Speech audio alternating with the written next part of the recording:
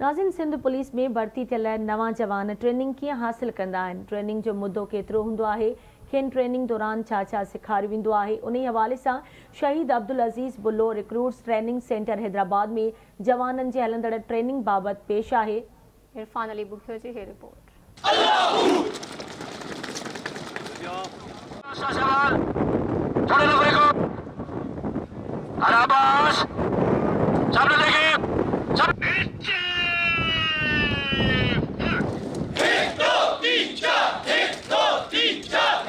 ॾुखियनि खां ॾुखियनि केसिस खे पंहिंजियुनि जाचुनि वसीले सुलझाइण जे हवाले सां वॾी शोहरत रखंदड़ DSP सिराजुद्दीन लाशारी अॼुकल्ह नवनि भर्ती थियल जवाननि खे ट्रेनिंग ॾियण में मगन आहे।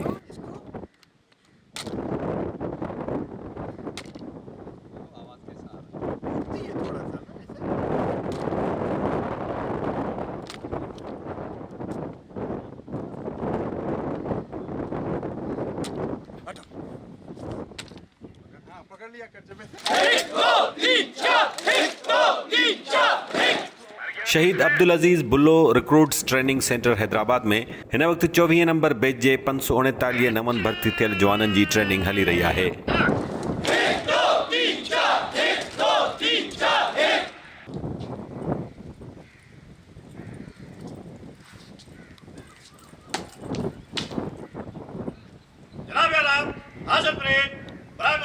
हिते प्रिंसिपल सिराज लाशारी जी निगरानी में 40 ट्रेनर्स हिननि जवाननि खे सुबुह खां वठी शाम ताईं वक़्फ़े सां ट्रेनिंग ॾींदा आहिनि।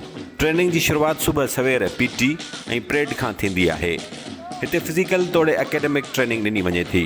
फिज़िकल ट्रेनिंग में जवाननि खे जिस्मानी तौरु चुस्त रखण लाइ सुबुह जो 5:45 वॻे खां शाम ताईं वक़्फ़े सां मुख़्तलिफ़ ट्रेनिंग्स ॾिनियूं वेंदियूं आहिनि।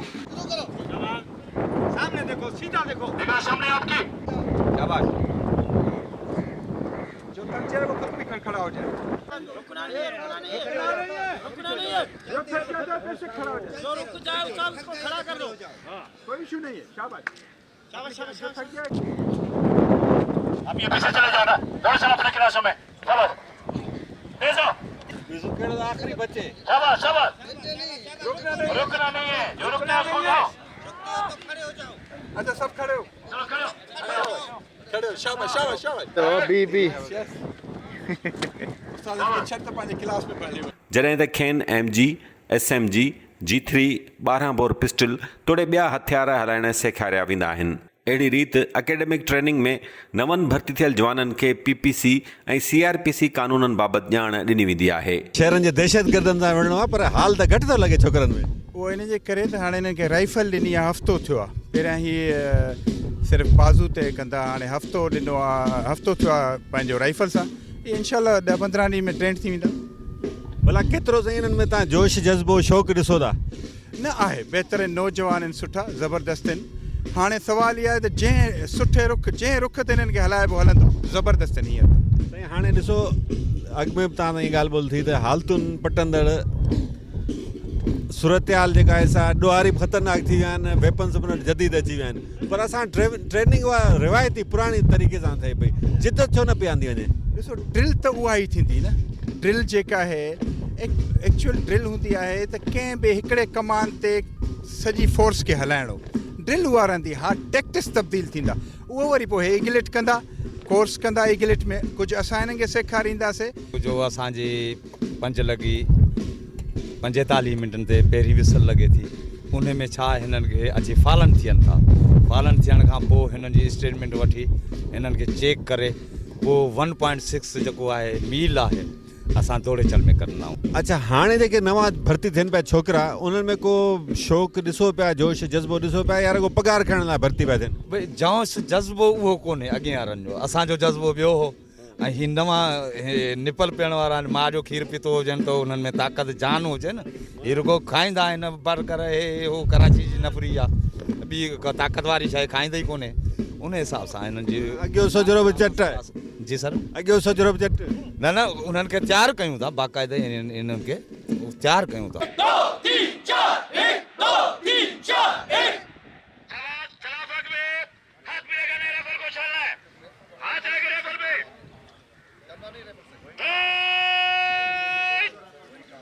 पुलिस जवाननि खे परेड कराइण जो मक़सदु खेनि जिस्मानी तौरु फिट रखणु ऐं उन्हनि खे नज़्मो ज़ब्त सेखारणु आहे। अक्सर नवां भर्ती थियल जवान वॾे जोश ऐं जज़्बे सां ट्रेनिंग हासिल कनि था ऐं ट्रेनिंग वारे अरसे दौरान जिस्मानी तौरु तमामु घणा फिट बि नज़र ईंदा आहिनि। पर जीअं ई उहे ड्यूटियुनि ते लॻंदा आहिनि, घणनि जवाननि जी फिटनेस माज़ीअ जो किस्सो थी वेंदी आहे।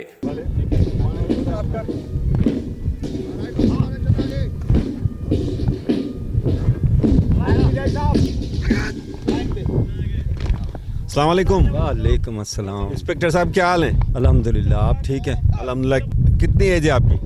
मेरी एज 54 ईयर्स। माशाल्लाह फिट नज़र आ रहे हैं। पुलिस में आप जैसे ऐसे फिट बहुत ही कम नज़र आते हैं। अल्हम्दुलिल्लाह।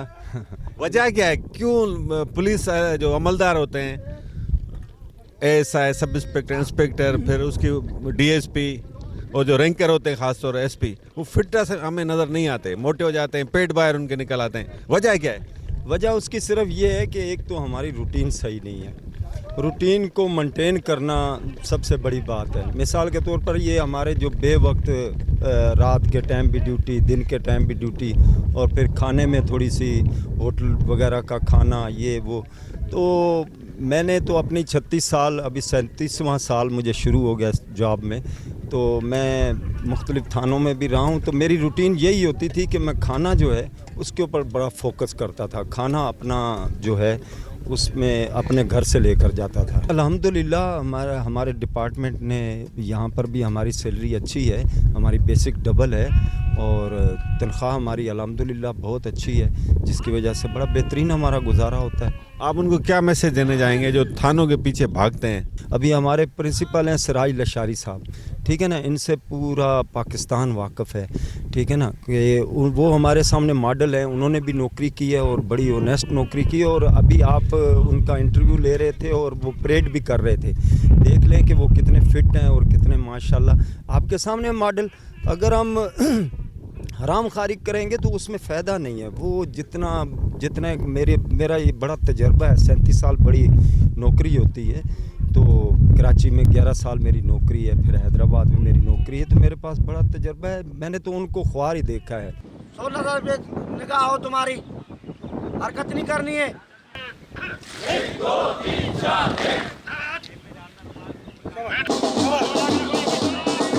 पीछे जाएगा।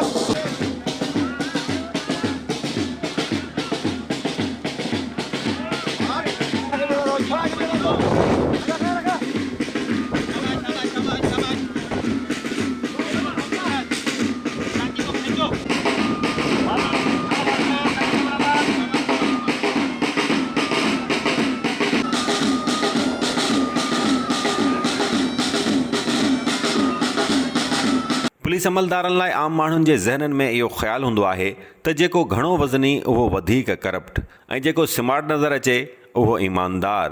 छा इहो तासुर दुरुस्त आहे? बेवक्तो खाइणु, एक्स्ट्रा खाइणु या इमोरल शयुनि में पवणु, प्रॉपर थोरो घणो पैदल न हलणु ऐं थोरी पंहिंजी फिटनेस जो ख़्यालु न रखणु, इहो आहे अवाम में। अच्छा, ज़रूरु न आहे त हर थुल्हो वॾो करप्ट हुजे, इहो बि हर सन्हो जेको आहे बिल्कुलु करप्ट न हुजे, ईअं बि न थिए। त पुलिस जे लाइ माण्हुनि जो ओपिनियन आहे त इहे पैसा वठनि था। असांजो बि ओपिनियन थोरो घणो आहे। सिंध अंदरि ॿियनि सरकारी खातनि वांगुरु पुलिस खाते में रॻो सिपाही तौरु भर्ती करण एवज़ लखें रुपया रिश्वत वसूल करण जा इल्ज़ाम लॻंदा आहिनि। छा ही जवान बि रिश्वत ॾेई भर्ती थिया या भाग संदन साथ ॾिनो? उन सवाल जो जवाबु सिराज लाशारी ॾींदे चयो त इन में क्रेडिट वञे थो एडी ख्वाजा साहब वारनि खे।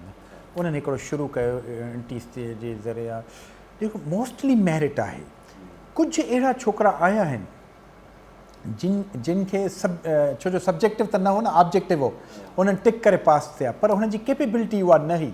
उहे जॾहिं असां वटि अचनि था त असां जॾहिं हुनखे ॾियूं था सब्जेक्टिव, त असांखे नज़र अचे थो त कुझु कमज़ोर आहिनि, ऐं असां सजेशन मोकिली आहे हींअर त पोइ तव्हां ऑब्जेक्टिव सां गॾु सब्जेक्टिव रखो, ताकी कम अज़ कम छोकिरे जी ख़बर त पए त मैट्रिक लेवल जो हुनखे लिखणु पढ़णु अचे थो या नथो अचे। ईअं बि न आहे त सिंधी नौजवान पुलिस फोर्स रॻो पघार खड़ी करण लाइ जॉइन कनि था। के नौजवान ॾोहारियुनि सां विढ़ण तोड़े समाज लाइ कुझु करण जे शौक़ तहत पुलिस डिपार्टमेंट जॉइन कंदा आहिनि। जेकबाबाद जाए हाफ़िज़ सिराज अहमद मंगरे बि 14 स्केल जी JEST जी नौकरी छॾे 7 स्केल जे पुलिस कांस्टेबल थियण खे तरजीह ॾिनी आहे। ही तव्हां ट्रेनिंग में छा सिखियो आहे सीधा इहो ॿुधायो। सर बेसिकली डिसिप्लिन एंड जेको आहे त सर हिकिड़ो जेको फोर्स जो डिसिप्लिन हूंदो आहे सर उहो असांखे सेखारियो थो वञे पियो हिते। असां फिज़िकली एक्टिव थियूं था पिया ऐं जेको प्रॉपर लॉ आहे सर PPC आहे CRPC आहे उनजे बारे में सर असांखे बेसिक इन्फॉर्मेशन मिले पई जीअं असां थाणे ते वञी प्रॉपर कमु करे सघूं। अच्छा मर्डर केस आहे हुनजो कहिड़ो कलम हूंदो आहे। 302 सर 302 या 302 302 सर। माना शौक़ हो पंहिंजो या मिली वई नौकिरी तॾहिं न सर मुंहिंजो पाण PST JST में ऑर्डर थी वियो हुयो लेकिन PSC में तव्हां ऑर्डर थियो। जी बिल्कुलु सर लेकिन मां फोर्स में सर मुंहिंजो पंहिंजो शौक़ु हो इन जे लाइ मां भर्ती थी सर्व करण जो जेको मौक़ो आहे सर उहो फोर्स में वधीक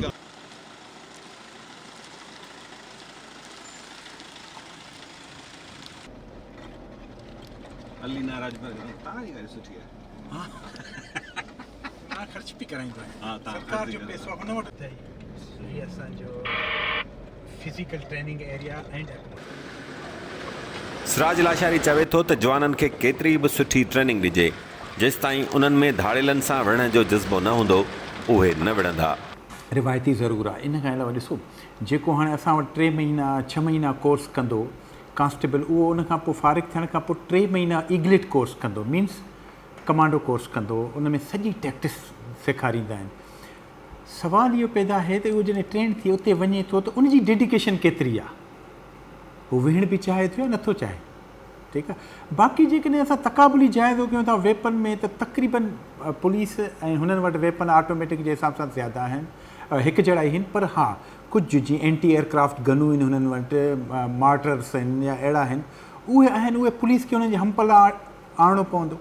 हिन सेंटर ते रिक्रूट्स खे 3 महीननि जी फिज़िकल ऐं एकेडमिक ट्रेनिंग मुकमिल करण बाद ईगलेट ट्रेनिंग ॾिनी वेंदी आहे जंहिंजो मुदो पिणु 3 महीना आहे। SAABRTC हैदराबाद जे प्रिंसिपल सिराजुद्दीन लाशारी जी दावा आहे त हुन सेंटर जी मौजूदा बजट खे दुरुस्त इस्तेमालु करे न रुगो रिक्रूट्स खे बहितर खाद खुराक फराहम करण जी कोशिश कई आहे पर बचियल रक़म मां रोलड़े जो शिकार बैरक्स जो तामीराती कमु पिणु करायो आहे जंहिं ते लखें रुपया ख़र्च आयो। बहरहाल ही ग़रीब नौजवान वरी महिनत बाद पुलिस कांस्टेबल बणजनि था जेके भर्ती बाद महीननि जा महीना पघारुनि खां ई महरूम हूंदा आहिनि। फाइनेंस खाते वारनि जी बिना सबब कन लाटार करे ही नौजवान बि अञा ताईं पघारूं हासिल न करे सघिया आहिनि। ट्रेनिंग मुकमिल करण बाद हिननि जवाननि जा बाला ऑफिसर जेकॾहिं खेनि ईमानदारीअ सां फ़र्ज़ु निभाइण ते हेराईंदा त कोई शक न आहे त ही ॾुआरियुनि सां विढ़ण वास्ते पंहिंजूं जानियूं बि क़ुर्बान करे छॾींदा आहिनि। उमेद आहे त नवां भर्ती थियल जवान पंहिंजो फ़र्ज़ु पूरी ईमानदारीअ सां निभाईंदा।